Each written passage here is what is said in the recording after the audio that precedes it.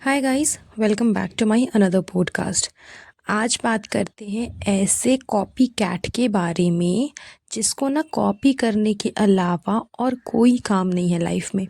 Because वो तो वैसे भी नल्ला निकम्मा हमेशा बैठा ही रहता है, या तो किचन में जाकर के कुछ कुकिंग कर लेगा। वैसे तो फ़िलहाल उसे किचन में भी एंट्री अलाउ नहीं है। एंड अगर उससे काम नहीं बना तो फिर कॉपी कर लेगा किसी न किसी को। उससे अगर कुछ काम नहीं बना तो चलो वापस से जिम स्टार्ट कर लेते हैं। उससे भी काम नहीं बना तो चलो अड्डे पे जा कर के बैठ जाते हैं। मतलब कि कॉपी करना, टाइम पास करना, फालतू की चीज़ें करना, ये एक तरह से उसकी हॉबी बन चुकी है। तो आप लोग समझ ही चुके होंगे कि मैं किसकी बात कर रही हूँ। जी हाँ, लप्पू जनाब, वही नल्ला निकम्मा, उसी के बारे में मैं बात कर रही हूँ। एंड उसको मैं कॉपी कैट क्यों कह रही हूँ ये भी मैं आपको आगे पॉडकास्ट में बताऊँगी। तो सबसे पहले स्टार्ट कर लेते हैं उसके कॉपी कैट का जो फर्स्ट, सबसे बड़ा, सबसे मेन और सबसे इम्पॉर्टेंट पर्सन है जिसको वो कॉपी करते आया है स्टार्टिंग से लेके अब तक।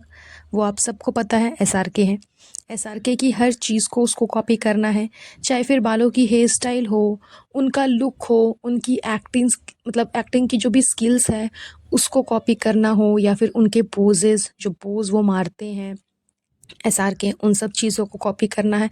तो मतलब अपने आप को टोटली SRK ये समझ रहा था। मैं ये चीज़ें इसलिए बता रही हूँ क्योंकि फिर से इसने कॉपी करना स्टार्ट कर दिया है। लेकिन इस बार ये SRK को कॉपी नहीं कर रहा, इस बार इसने अपना थीम चेंज कर लिया। मतलब सिचुएशन चेंज होने के साथ साथ, जैसे मैडम हमेशा बदल जाती है ना, गिरगिट के जैसा रंग बदलती है, वैसे ये गिरगिट भी अपना रंग बदल रहा है। मैडम का time to time hobby change हो जाता है, पैशन चेंज हो जाता है, उनकी लाइफ का जो मकसद है वो चेंज हो जाता है टाइम टू टाइम। कभी मन करता है हस्बैंड के लिए डब्बा पैक करना, कभी मन करता है अपने अंदर के इंटीरियर डिज़ाइनर को सबके सामने रखना कि मैं बहुत अच्छी डिज़ाइनर हूँ, कपड़े डिज़ाइन करना बहुत शौक़ है मेरा, मेरा पेशा है ये वो। उसके बाद जब उससे बात नहीं बनती है तो फिर मुझे कुकिंग करना अच्छा लगता है, मास्टर शेफ़ शो में जाना है, ये करना है, वो करना है। तो मतलब टाइम टू टाइम जैसे मैडम चेंज करती है अपनी हॉबीज़ को, वैसे जनाब ने भी कर लिया है। वो टाइम टू टाइम जैसे SRK को कॉपी करते थे, अब उनको कॉपी करनी छोड़ कर के वो पहुंच चुके हैं रणवीर प्रार को कॉपी करने। अब आप लोग सोच रहे हो कि मैं ऐसा क्यों बोल रही हूँ। बिकॉज़ जैसे इनका ब्लॉग स्टार्ट होता है, मैडम ने एक स्वीट डिश बनाई थी जिसका आपको सारा रिव्यू जो है, टेस्टिंग वगैरह, वो सब कुछ आपको मैडम के व्लॉग में देखने को मिलेगा। लेकिन जनाब ने सिर्फ एक पिक्चर उसकी डाली अपने व्लॉग में और बोला कि जब मैं टेस्ट कर रहा था ना, तब ना मैंने इसमें वो किया, स्पून टैप किया। अब आप लोग सोच लो कि स्पून टैप कौन देते हैं? रणवीर ब्रार देते हैं ना, जो कि बहुत बड़े शेफ़ हैं। मास्टर शेफ़ के शो पे स्पून टैप वो देते हैं जस्ट बिकॉज़, क्योंकि उनको लगता है कि वो डिश काबिल तारीफ़ है, रेस्टोरेंट में जाने के लायक है। किसी भी रेस्टोरेंट में आप उस डिश को ले जाकर रख सकते हो, टेस्टिंग में अच्छी है, प्रेजेंटेशन में अच्छी है, एफ़र्ट्स भी काफ़ी लगाएं, मतलब सब कुछ अच्छा होता है, तब वो स्पून टैप देते हैं किसी भी डिश को। यहाँ ये बंदा क्या कर रहा है, मैडम के एक स्वीट डिश को ये स्पून टैप दे रहा है और बोल रहा है कि मैंने स्पून टैप दिया। मतलब सोचो कि मतलब ये तो रणवीर ब्रार के ना नाखून के बराबर भी नहीं है, उनके पैरों की धूल के बराबर भी नहीं है, और अपने आप को मास्टर शेफ शो का जज समझ रहा है। जैसे ये अपने आप को हमेशा SRK समझते रहता है, और SRK के तो खैर अ, धूल के बराबर भी नहीं है। तो खुद को SRK समझने का जब ये गुस्ताखी कर सकता है तो फिर शेफ समझने का भी कर सकता है। वही चीज़ इसने की, कह रहा है कि मैंने स्पून टैप दिया है मैडम को, मुझे इतना अच्छा लगा। अरे भाई, तुम कौन हो कौन तुम स्पून टैप देने वाले? औकात क्या है तुम्हारी कि तुम स्पून टैप दोगे? शेफ हो कहीं के, या फिर बहुत अच्छी टेस्टिंग करना जानते हो? क्या हो भाई? नल्ले के अलावा और कुछ भी नहीं हो। कोई औकात नहीं है तुम्हारी कि तुम स्पून टैप दोगे। अपने आप को मतलब इतना ये लोग ऊपर लेवल का समझते हैं ना, कि जो हूँ सो मैं ही हूँ, मैं ही सब कुछ हूँ।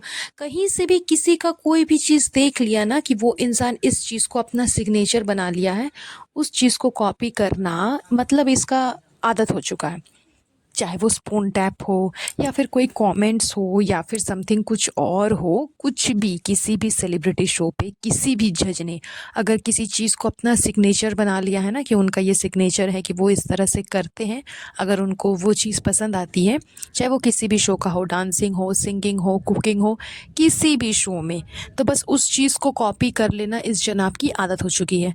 एंड सिर्फ इसलिए ये कॉपी नहीं करता कि चलो उन्होंने बताया है तो मैं उस लेवल के लिए मैं भी बोल रहा हूँ कि हाँ ये चीज़ उस लेवल का बना है, नहीं, इसको दिखाना है कि मैं उस लेवल का हूँ, मैं खुद उस जगह पे खड़ा हूँ।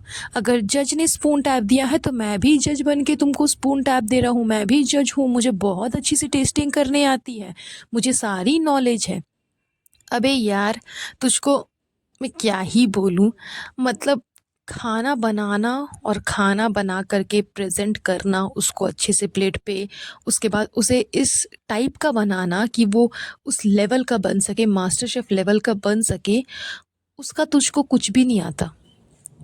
उस चीज़ से तू दूर-दूर तक रिलेट नहीं करता, तो अपने आप को जज समझ करके दूसरे को स्पून टैप देना तो बहुत दूर की बात है। मतलब मैंने व्लॉग स्टार्ट किया ना और इसकी ये वाहियात हरकत देख कर के मेरा खून खौल गया कि यार कितने घटिया से घटिया लोग हैं ये लोग। इनको कुछ भी शर्म नहीं है, रत्ती भर भी फ़र्क नहीं पड़ता इनको कि इतनी ज़्यादा बेहूदगी इन लोगों ने दिखाई है अपने ब्लॉग में। इतने सारे इनके राज़ धीरे-धीरे, धीरे-धीरे खुल कर के सामने आ रहे हैं। जो बचा-कुचा था, अपने आप को महान साबित करने के लिए अपने किसिंग सीन्स ये लोग दिखाते हैं व्लॉग में, अपने आप को बेचते रहते हैं, अपने बच्चे को दिखाते हैं, जबकि इतनी ट्रोलिंग होती है इनके बच्चे को लेकर के, फिर भी बच्चे को दिखाना है, बच्चे से कमाना है, इनके लिए कोई भी रिश्ता कोई मायने नहीं रखता। बहन की तबीयत ख़राब है, बहन के साथ इतना बड़ा हादसा हुआ और ये लोग ईद मना रहे थे, तो साफ समझ में आता है कि कितने दोगले किस्म के लोग हैं ये लोग। पूरी फैमिली, बहन के एक ससुराल वाले आए हैं और ये लोग अलग से इफ्तारी सेलिब्रेट कर रहे हैं। कोई फ़र्क नहीं पड़ रहा है कि मेरी बहन के इन-लॉज़ आए हुए हैं तो मैं उनके साथ सेलिब्रेट करूँ। ना, कोई मतलब ही नहीं है।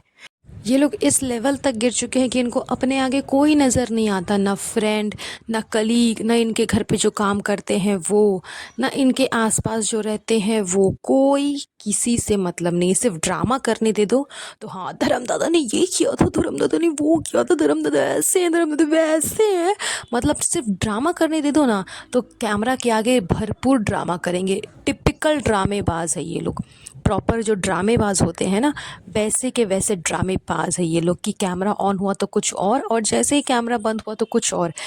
प्रॉपर गिरगिट, एक गिरगिट जैसे हमेशा रंग बदलती है ना, वैसे ही मैडम और जनाब बदलते रहते हैं। प्रॉपर गिरगिट है ये लोग और इनकी हरकतें देख कर के तो और लगता है कि यार क्या ही कर रहे हैं ये लोग।